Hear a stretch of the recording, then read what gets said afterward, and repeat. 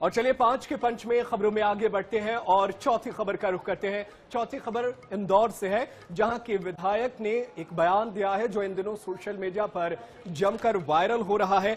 बताया ये जा रहा है कि महू विधानसभा से भाजपा की विधायक उषा ठाकुर ने इंदौर ट्रक हादसे को बड़ी साजिश का हिस्सा बता दिया है। उन्होंने कहा कि ऐसे 8 घटनाओं में मुस्लिमों की भूमिका रही है, लिहाजा मामले की उच्च स्तरीय जांच होनी चाहिए। वहीं परदेशीपुरा मामले में उन्होंने हिंदू परिवारों को बेटियों को संस्कार और सात्विकता सिखाने की सलाह दी है। संस्था पौरुष द्वारा महिलाओं के सुपर्णखा रूप में पुतला दहन को उन्होंने उचित बताया है। बेटियों को सजा धजाकर चौराहों पर नचाना हिंदू समाज बंद करे।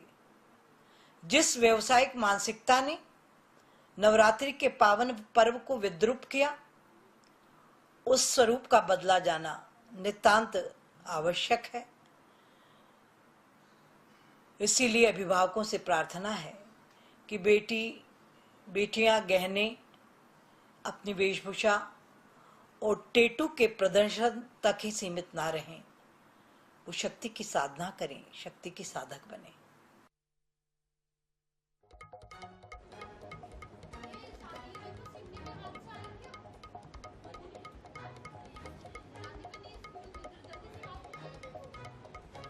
और चलिए इसी खबर पर हमारे साथ बीजेपी और कांग्रेस दोनों के प्रवक्ता जुड़ रहे हैं, उनका रुख करेंगे। कांग्रेस के प्रवक्ता हमारे साथ जुड़े हुए हैं मानेश सिंह, उनका रुख कर लेते हैं। माफ करें, हिमानी सिंह हमारे साथ कांग्रेस की प्रवक्ता जुड़ी हुई हैं।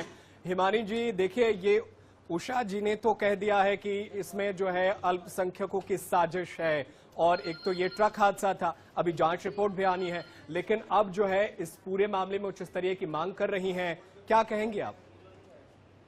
मैं इसे एक बहुत संकीर्ण मानसिकता वाला बयान कहूंगी।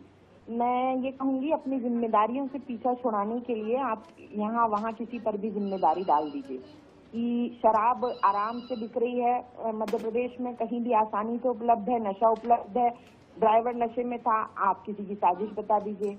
नो एंट्री में ट्रक घुस गया, प्रशासन ने कुछ भी नहीं किया, आप इसे किसी की साजिश बता दीजिए। तो क्यों ना कहें हम कि सरकार की साजिश है कि इस तरह से अराजकता फैलाना चाहती है सरकार। फिर आते हैं गरबे की बात पर। किस तरह की घृणित भाषा का प्रयोग किया गया कि बेटियों को चौराहों पर नचाना बंद करें।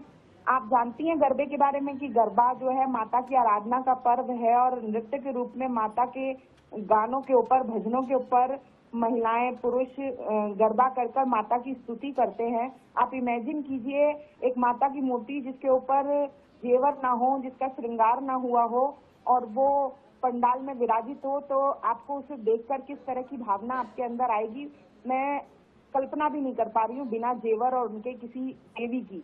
और आप कह रही हैं कि बेटियों को। हिमानी जी हमारे साथ बने रहिए। हमारे साथ बीजेपी के प्रवक्ता भी जुड़ गए हैं, उनका रुख कर लेते हैं। बद्री जैन हमारे साथ फोन लाइन पर मौजूद हैं। क्या कहेंगे उषा ठाकुर के बयान पर? देखिए, कोई भी मामला हो उसे एक हिंदू मुस्लिम का एंगल दे ही देते हैं ताकि इस पर सियासत होती रहे। देखिए, हिंदू मुस्लिम का एंगल हम नहीं देते, ये तो कांग्रेस दे देती है। भाई उषा ठाकुर जी ने जो कहा, तो उसमें उन्होंने यही तो कहा है कि जो लोग देवी आराधना नहीं मानते, देवी देवताओं को नहीं मानते, तो उनका गरबे में कोई काम ही नहीं है। दूसरी बात, जो पहनावे की बात की है, तो हमारी संस्कृति के हिसाब से उन्होंने कहा जब हम देवी आराधना करते हैं तो और इस पर क्या कहेंगे आप? उषा ठाकुर ने ट्रक हादसे पर कहा है कि ये मुस्लिमों की साजिश है, इसमें इससे पहले वो 8 घटनाओं में शामिल रहे हैं। क्या जांच रिपोर्ट आ गई थी उषा ठाकुर जी के पास? नहीं, अब उन्होंने क्या कहा, क्यों कहा, ये तो मुझे नहीं पता, लेकिन मैं ये जानती हूँ कि अब ये जो है, जो भी हादसा हुआ है वो जांच का विषय है, उसकी जांच होगी, सामने आएगा जो भी है। बिल्कुल, बयानबाजी का दौर चलता रहेगा। अब प्रवक्ता जो है ये उनका निजी बयान कह के भी पल्ला झाड़ लेते हैं। बहुत शुक्रिया आप दोनों का, हिमानी सिंह जी, बद्री जैन जी, आपका हमारे साथ जुड़ने के लिए और अपने वक्तव्य रखने के लिए। लेकिन फिलहाल सोशल मीडिया पर लगातार जो है उषा ठाकुर का बयान जो है वायरल हो रहा है और इस पर लोग तरह तरह की बातें कर रहे हैं।